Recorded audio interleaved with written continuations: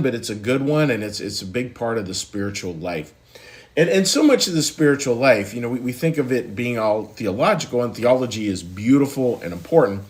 And the question becomes, what does theology always speak to? And theology, think of theo, God, ology, like way of thinking. So it's sort of, how do we think about God, and how do we sort of pull our thoughts more aligned to the way God would have us live, which is really more aligned to who we were created from all time to be. And it's a very powerful way to see it, that this life of integrity is really a life that helps us to come back to home, to be who we were created to be our truest, best selves, which is where we'll find the most joy, the most happiness, the most freedom, like the list goes on and on. And one of the key components of it is this idea of continuing to allow goodwill to be the driving force in your life. In other words, wishing well for other people, just that simple. And I feel like we can get lost in so many things, lost in so many worries and concerns, at times very, very appropriately so. And we need to keep on coming back and thinking, okay, what's my job? My job is goodwill. My job is goodwill, wishing well for others. Here's a line from that, talking about how it might work in a Christian life. This is from the book Secrets of Heaven, 3033. If we have a desire for goodness, that is, if we intend well with all our heart. So that's it, that desire for goodness. You want to know what it's like to desire goodness? It's wishing well with all our heart. Then, when there is anything we need to decide on or do, our goodwill flows into our thinking. There it adapts itself and inserts itself into the knowledge that is present, as into vessels designed to receive it. Through this bond, goodwill forces, and this is the key part of life, goodwill forces us to think, decide, and act in keeping with itself. Think, decide, and act.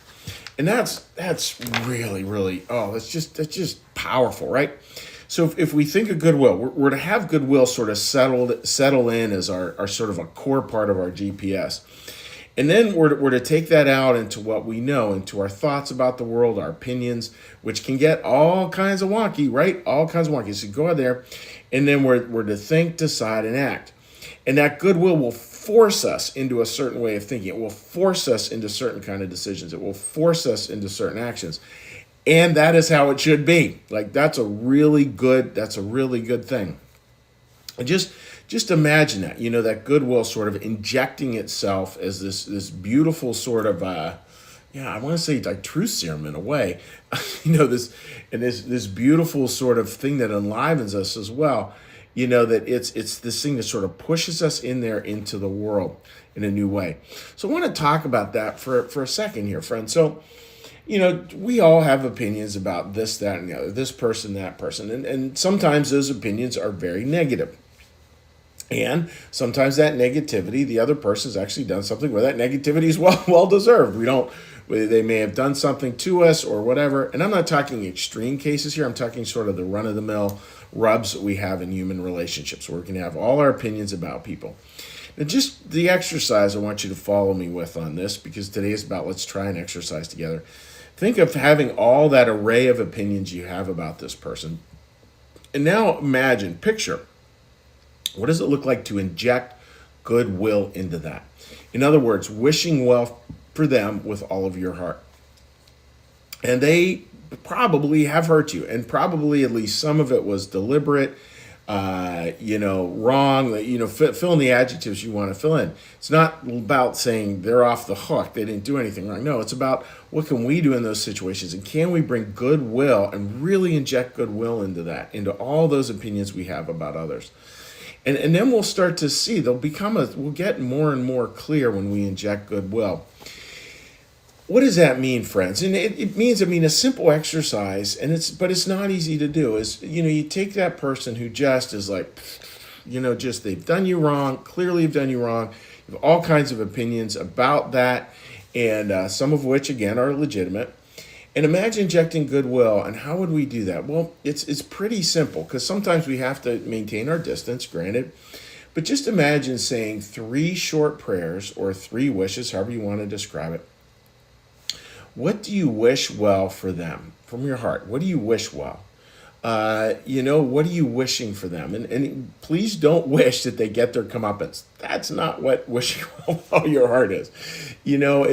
it's what would you love what would you love to see them grow into? What's your wish for their growth? What's your wish for their connections with others? What's your wish for their connections with God? Just what's your wish? It's not your agenda. Please don't let it be an agenda. This is what you wish, and it may be that they discover it for themselves. I don't know. But just go through that exercise because I think this passage, again, it's really powerful. Goodwill forces us to think, decide, and act in keeping with itself.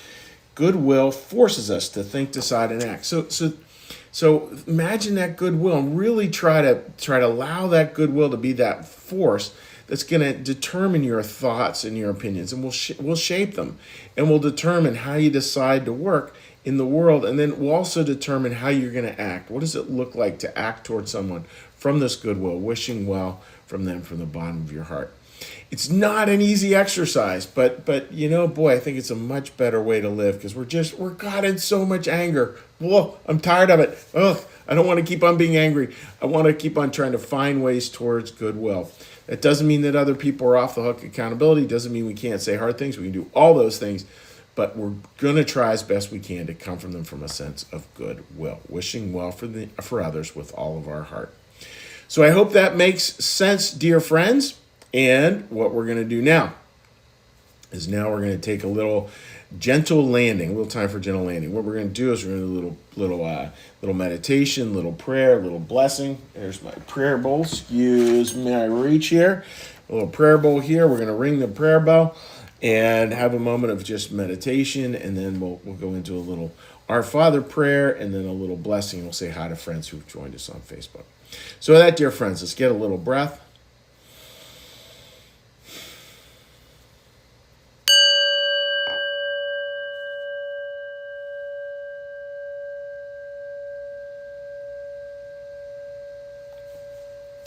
Be still and know that I am God. Be still and know that I am. Be still and know that I. Be still and know that. Be still and know. Be still and. Be still.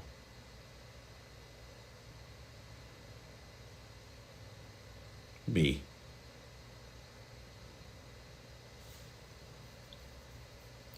Our Father, who art in the heavens, hallowed be thy name. Thy kingdom come, thy will be done, as in heaven, so upon the earth. Give us this day our daily bread, and forgive us our debts, as we also forgive our debtors. And lead us not into temptation, but deliver us from evil. For thine is the kingdom, and the power, and the glory forever. Amen. May the Lord bless you and keep you. May the Lord make his face to shine upon you and be gracious unto you. May the Lord lift up his countenance upon you, bring you peace, and bring you home. Amen. All right, dear friends, let's give a little cheery hello to people who might have joined us here on Facebook. And again, I hope you have a wonderful day ahead. It is very chilly out here where we are, that is for sure. All right, no comments up there. Let's flip on over to this. See if any live comments coming up. All right, just give it a second there. Righty daddy. All right, no comments up. So friends, wishing you all the very